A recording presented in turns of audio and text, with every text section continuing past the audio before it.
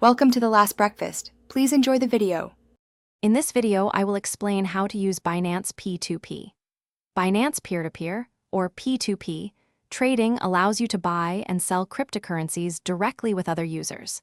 It provides a secure platform with an escrow service to protect both parties during transactions. You have the flexibility to choose from over 300 payment methods and 70 different local currencies, making it highly accessible for global users. When buying cryptocurrency on Binance P2P, first select the crypto you want and your preferred local currency.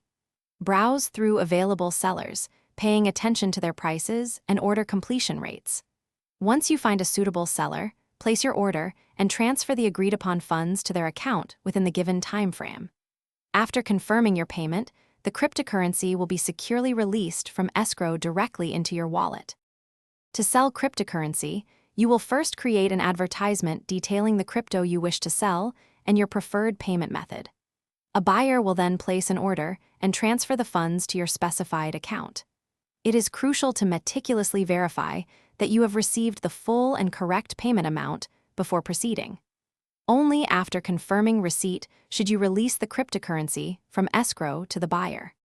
For a safe and smooth P2P experience, always keep all communication within the Binance P2P chat system.